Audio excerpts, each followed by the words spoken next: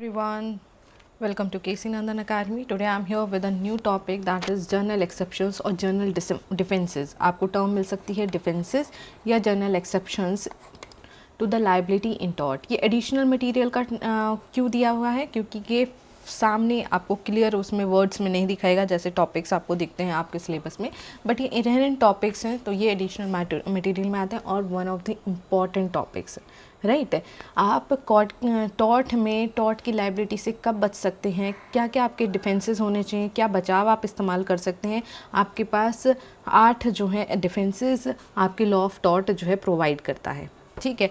When the plaintiff brings any action, आप कौन है, प्लेंटिफ जो एक्शन लेकर आया, डिफेंडेंट जो अपने आप को डिफेंड कर रहा है। फॉर अ पर्टिकुलर टॉर्ट, कोई भी टॉर्ट हो सकता है, आपके पूरे लॉ ऑफ टॉर्ट में जितने टॉर्शियस एक्ट दे रखे हैं, जितने टॉर्शियस एक्ट हम लोगों ने डिस्कस करे हैं, वो सारे के सारे providing the existence of all the essentials of that tort, the defendant would be liable for the same. The defendant में अगर कोई भी पर्टिकुलर टॉर्चर एक्ट के पर्टिकुलर टॉर्चर्स एक्ट के अकॉर्डिंगली प्लेंटिफ डिफेंडेंट के ऊपर कोई केस फाइल करता है और जिस पर्टिकुलर, जैसे फॉर एग्जांपल डिफेमेशन का ही करता है, अगर डिफेमेशन के सारे एसेंशियल्स फुलफिल होते हैं और जो उस पर चार्ज है वो सही है, तो मतलब सारे एसेंशियल जैसे डिफेमेशन का करा और डिफेमेशन के जो एसेंशियल्स हैं वो फुलफिल कर रहा है उस केस के फैक्ट्स, तो वहाँ पर भाई डिफेंडेंट को लगेगा अरे डिफेमेशन किए तो सारे, लेकिन डिफेंडेंट फिर भी अपनी लाइबिलिटी से बच सकता है। In some cases avoid his liability by taking the plea of some defence. और ये डिफेंसेस क्या हैं? पहला है consent. The plaintiff voluntary agrees to suffer some harm, he is not allowed to complain for that and his consent serves as good defense against him.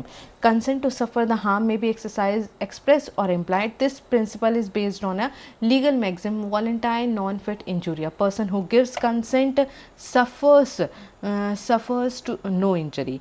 यानी कि consent, यानी कि जब प्लेंटिफ ने खुद ने किसी चीज़ के लिए कंसेंट दे रखी और उस एक्ट की वजह से अगर उसको कोई हार्म होता है तो वो केस नहीं फाइल कर सकता डिफेंडेंट के खिलाफ कि उसे डैमेजेस चाहिए। इसका केस है Hall versus Brookland Auto Racing Club का केस है।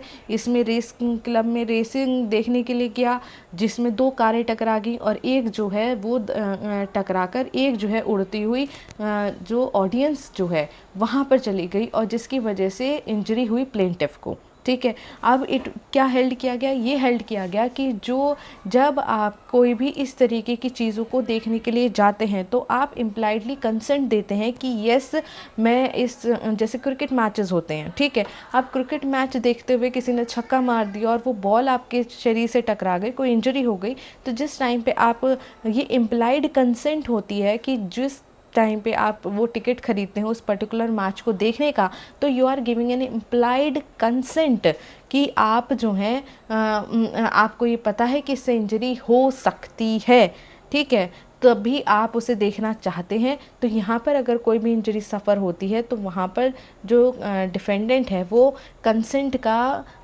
बचाव ले सकता है। लेकिन सबसे बड़ी बात यह है कि जो प्लेंटिफ की कंसेंट है वो कोई फोर्सफुली ना ली गई हो, ठीक है, फोर्सफुली ना हो, वो उसने अपनी स्वेच्छा से जो है कंसेंट दी है, किसी भी तरीके का फोर्स, कोर्जन, फ्रॉड किसी भी तरीके से नहीं ली गई हो और उसने अपनी स्वेच्छा फ्री विल से जो है अपनी कंसेंट दी है, तभी जो है ये बचाव कारगर होगा, ठीक है।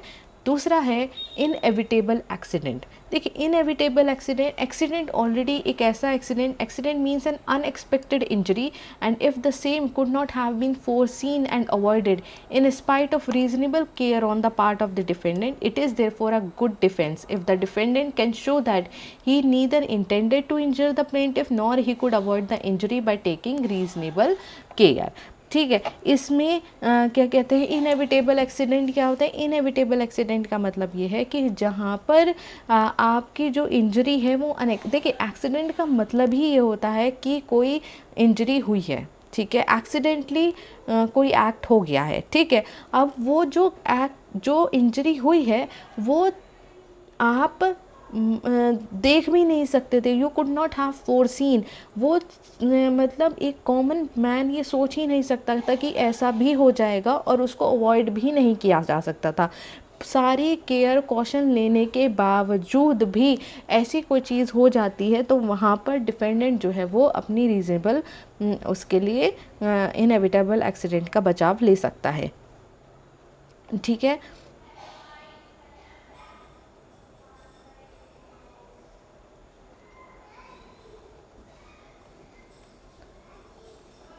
जैसे एक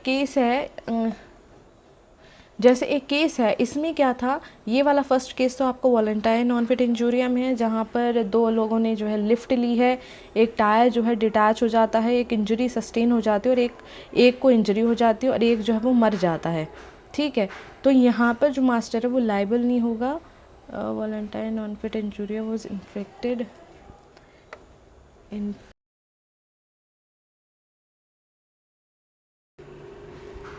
तो यहाँ पर वॉलंटाइन नॉन फिट इंजूरिया जहाँ पर इसका केस है, जहाँ पर एक जो जीप है वो ड्राइवर जो है वो ड्राइव कर रहा है, दो लोगों ने जो है स्ट्रेंजर्स जो स्ट्रॉन्गर नहीं स्ट्रेंजर्स जो है उन्होंने लिफ्ट ली, एक का जो इंजरी हो गई दूसरा मर गया।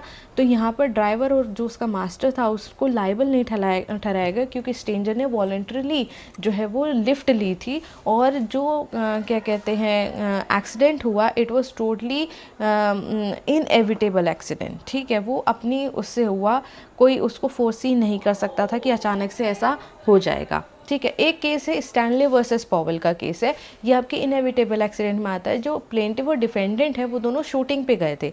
अब जो क्या कहते हैं पॉवल था, पॉवल ने क्या करा, शूट किया, शूट करने पर उसका जो क्या कहते हैं गोली थी वो पेड़ से टकराई और प्लेंटिव को लग गई। ठीक है, प्लेंटिव को लग गई, अब उससे उसे इंजरी हो गई। तो यहाँ पर वो कोर्ट के पास गया तो जो पॉवल था उसने ये कहा कि उसने जो गोली चलाई वो पेड़ से टकराकर उधर गई, इट वाज इनएविटेबल, ये तो सोच ही नहीं। और अगर ये उसे महसूस भी होता कि जो पेड़ से जो गोली है वो पेड़ से टकराकर पॉवल को प्लेंटिफ को लग जाएगी तो भी वो उसका बचाव नहीं कर सकता था, उसे रोक नहीं सकता था। ठीक है, अब जैसे उसने शूट किया निशाना चूक गया, पेड़ से टकरा गई और वो जाके प्लेंटिफ को लग गई। अब वो कुछ भी करता तब भी क्या ये पॉसिबल था कि जब उसे ये लगा कि अरे पेड़ से गलत निशाना चूक गया है तो क्या वो उसे वापस ले सकता था? तो ये इनएविटेबल एक्सीडेंट में आएगा। ठीक है, उसके बाद है plaintiff the wrong doer. Plaintiff the wrong doer में the court will aid a person who found his cause of action upon an immoral or illegal act. The maxim is ex टॉपिक causa non oritur actio which means from an immoral cause no action arise. जब plaintiff अपने part पर ही गलत है, ठीक है, अपने पार्ट पर ही गलत है, फॉर एग्जाम्पल प्लेंटिफ जो है वो इलीगल दारू लेके जा रहा है गाड़ी में और कोई उस पर अटैक करता है और वो दारू चोरी कर लेता है। ठीक है, अब यहाँ पर फिर वो पुलिस के पास जाए और ये कोर्ट में केस डाले कि जी ऐसे ऐसे मेरी दारू चोरी हो गई, तो आप तो खुद ही उसे चोरी की दारू लेकर आ रहे थे। ठीक है, तो ऐसी चीज़ें जहाँ पर प्लेंटिफ, ऐसा एक्ट जहाँ पर प्लेंटिफ खुद जो है वो गलत होता है तो वहाँ का उसका बचाव ले सकते हैं। ये कोर्ट के ऊपर डिपेंड करता है कि जो प्लेंटिफ है उसका कृत्य कितना बड़ा है। ठीक है, नहीं तो ऐसे केसेस भी होते हैं जहाँ पर प्लेंटिफ और डिफेंडेंट दोनों की ही गलती होती है। ठीक है, डिफेंडेंट कहेगा जी इसके खुद की गलती थी।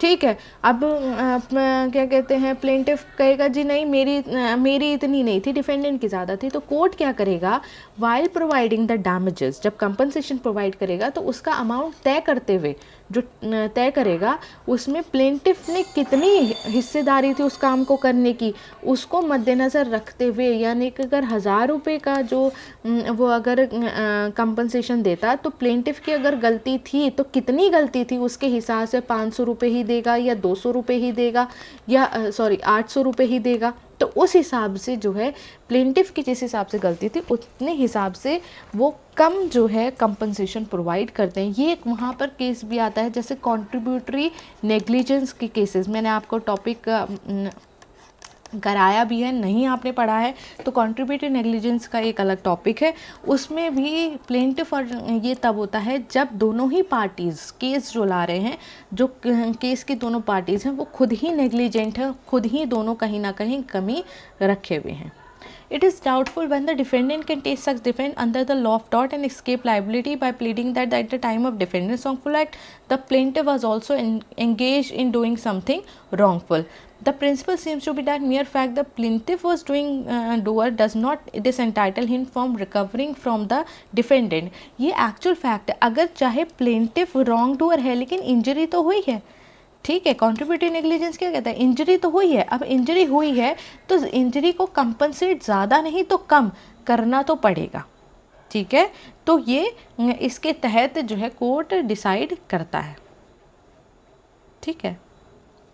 Act of God. Act of God जो है, act of God in the legal sense में be defined as an extraordinary occurrence of circumstances which could not have been foreseen and which could not have been guarded against or more accurately as an extent due to natural cause directly or exclusively without human intention. Act of God जो concept है वो आप समझते होंगे, आपने ओ माई God movie भी देखी होगी, एक्ट ऑफ गॉड के बारे में बात कर रहे हैं. तो एक्ट ऑफ गॉड का डिफेंस आप तब लेते हैं जब ह्यूमन इंटरवेंशन के बिना नेचुरल फोर्सेस आपका काम करती हैं. जैसे क्या कहते हैं, सपोज़ एक आजकल आप लोगों ने सुना होगा लैंडस्लाइड्स बहुत हो रही हैं. तो अगर लैंडस्लाइड हुई तो एक का जो घर के ऊपर जब लैंडस्लाइड हुई तो उसके घर के ऊपर कुछ सामान रखा हुआ था, वो सामान जो है लैंडस्लाइड की वजह से वो सामान गिर के दूसरे के घर में गिर गया और उससे दूसरे वाले को अगर इंजरी हुई, मतलब उसका नुकसान हो गया, कोई चीज़ डैमेज हो गई, तो वहाँ पर जो है जिसको डैमेज हुआ है वो जाकर कोर्ट में अगर ये कहता है जी इसका ये सामान मेरे यहाँ पे छत पर गिर गया और जिसकी वजह से मुझे मेरी छत नीचे गिर गई या कुछ भी कोई भी ये जो डैमेज हो गया, तो वहाँ पर जो डिफेंडेंट है वो क्या कहते हैं डिफेंस ले सकता है जी एक्ट ऑफ गॉड का. तो अगर ऐसा कोई भी एक्ट हुआ है जो कि नेचुरली हुआ है विदाउट एनी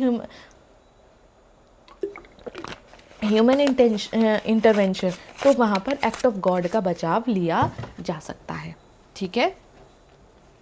उसके बाद है नेसेसिटी. जो नेसेसिटी का कॉन्सेप्ट है ना, ये नेसेसिटी का कॉन्सेप्ट आता है जब आप बड़े हार्म को बचाने के लिए छोटा हार्म करते हैं, ठीक है. अब जैसे कई बार आपने देखा होगा दंगे होते हैं, ठीक है भाई, बहुत ज़्यादा भीड़ हो गई है, बेकाबू हो गई है, तो पानी छोड़ा फेंकते हैं, आपको थोड़ा बहुत मारते हैं, ठीक है. तो क्यों, ताकि दंगे में ना बदल जाए, ऐसी हालत ना पहुंच जाए, इसलिए उनके ऊपर आंसू के गोले छोड़े जाते हैं ताकि उस भीड़ को काबू किया जाए. जब आप ज़्यादा हार्म को बचाने के लिए थोड़ा हार्म करते हैं तो वो नेसेसिटी की कैटेगरी में आता है, राइट. अब जैसे माउस केस है, इसमें throwing goods overboard a ship to lighten it for saving the ship or persons to board on board the ship, it was the example of necessity. आप एक शिप जा रहा है, वो ओवरलोड हो गया. अब लोगों को बचाने के लिए आप सामान फेंक देते हैं, तो सामान भी तो किसी का होगा, सामान नुकसान तो हुआ ही है. तो यहाँ पर अगर उस शिप को लाइटन करने के लिए, हल्का करने के लिए आप सामान फेंक देते हैं, तो यहाँ पर उस डैमेज के लिए आप लायबल नहीं होंगे, क्योंकि आप लोगों को डूबने से बचाने के ओवरबोर्ड होके या सामान ज़्यादा होकर ये जो शिप है वो क्या कहते हैं नीचे ना चला जाए, पानी में डूब ना जाए, इसलिए आपने सामान को फेंक दिया. तो यहाँ पर बड़े हार्म को बचाने के लिए छोटा हार्म अगर आप करते हैं तो वो नेसेसिटी में इंक्लूड हो जाता है, ठीक है. Private defense.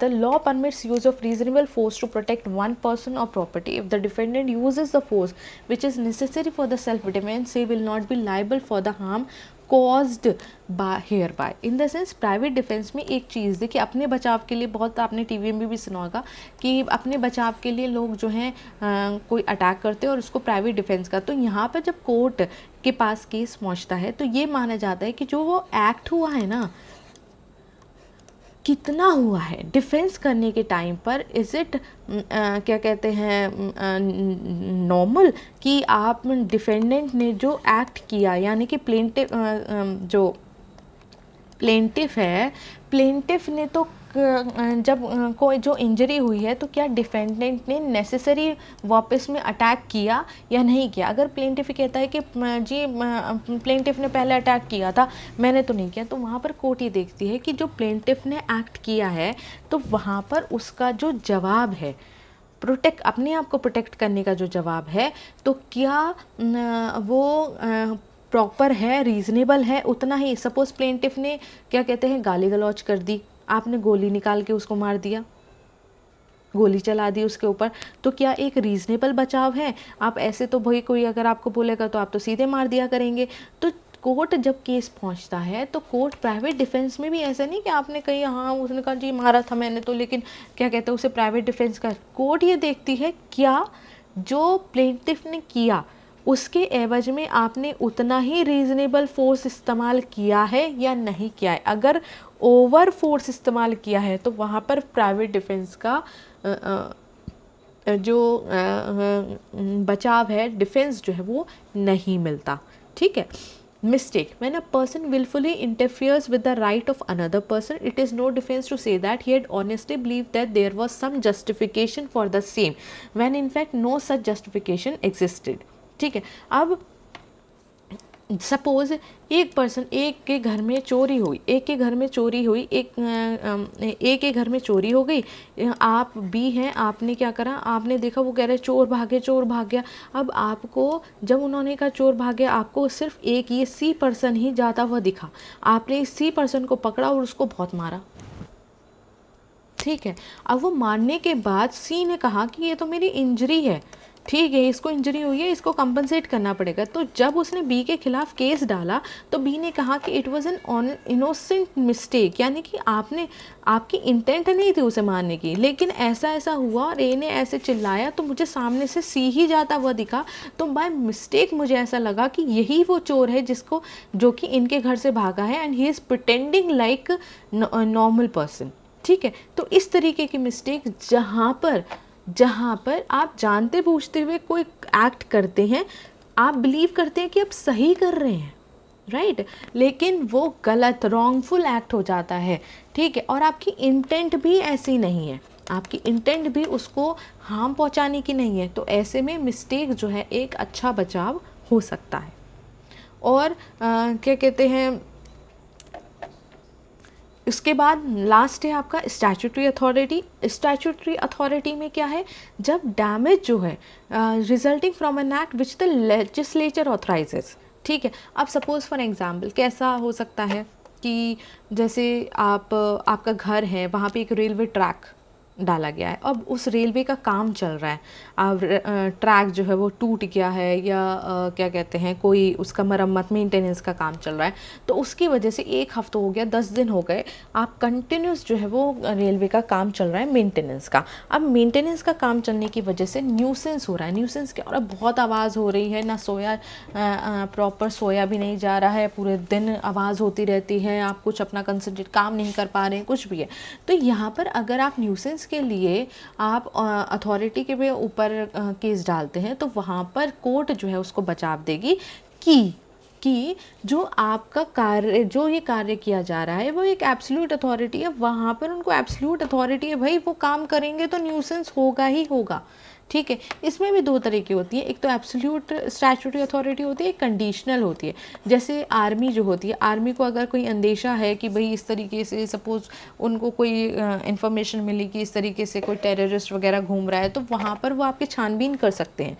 ठीक है। घर की तलाशी ले सकते हैं, आपको कह सकते हैं। तो एब्सोल्यूट अथॉरिटी आर्मी के पास होती है, क्योंकि उनका जो इंटेंशन होता है फॉर नेशनल सिक्योरिटी, वो ऐसा कार्य कर रहे होते हैं। कंडीशनल में क्या होता है, जैसे पुलिस होती है, नॉर्मल पुलिस होती है, वो डे टू डे आपसे गो थ्रू होती है, वो कोई एब्सोल्यूट अथॉरिटी नहीं इस्तेमाल कर सकती। कंडीशनल है कि उसको कोई भी एक्ट करने से पहले they have to take the permission. ठीक है। जैसे सर्च करना है, उसे सर्च करना है तो सर्च वारंट लेकर आएगी। ठीक है। तो जब न्यूसेंस जैसा रेलवे ट्रैक पे जब मेंटेनेंस का काम हो रहा है और न्यूसेंस क्रिएट हो रहा है, तो वहाँ पर आप जो है जो रेलवे कंपनी है वो बचाव ले सकती है स्टैट्यूटरी अथॉरिटी का। और ये बहुत अच्छा वो है, अगर जितनी अथॉरिटी दी गई है लेजिस्लेचर के द्वारा या एक्ट के द्वारा या आपको डिपार्टमेंट के में मिली हुई है, उसी दायरे में अगर आप कार्य करते हैं अगर कार्य करते हैं तो आपके पास बचाव है कि आप ये कोई भी एक्ट करेंगे तो उसके लिए आपको ज़िम्मेदार नहीं ठहराया जाएगा। तो आपने कितने तरीके की, आपने 8 तरीके की डिफेंसेस को पढ़ा, कंसेंट को पढ़ा, उसके बाद इनएविटेबल एक्सीडेंट को पढ़ा, उसके बाद प्लेंटिफ द रॉन्ग डोर के बारे में बात करी, आपने एक्ट ऑफ गॉड के बारे में बात करी, एक्ट ऑफ गॉड में नेसेसिटी के बाद प्राइवेट डिफेंस, मिस्टेक और स्टैट्यूटरी अथॉरिटी। ये 8 मेन डिफेंसेस हैं जो कि आपके टॉर्टिशियस लायबिलिटी में किसी भी डिफेंडेंट को बचाव के लिए इस्तेमाल कर सकता है। बट ऐसा नहीं है कि सिर्फ आपने कह दिया। जब आप अपना पार्ट प्रूव कर रखते हैं और ये कहते हैं जी मैंने नहीं किया, then the burden of proof lies on you कि आपने क्यों नहीं किया है। वो जो आपने रीज़न दिया है, कुछ भी हो सकता है इन 8 में से, तो आपको वो प्रूव करना होगा। You have to give certain evidences to prove your particular point. If the court is satisfied then the defence is granted to the person, if not then you would be liable for the damages caused by you to the plaintiff, right. तो ये आपके private defence general defences हैं जो टॉर्टिशियस liability में दिए गए हैं। ठीक है, नेक्स्ट टॉपिक के साथ नेक्स्ट वीडियो में हम लोग आएंगे। तब तक के लिए थैंक यू।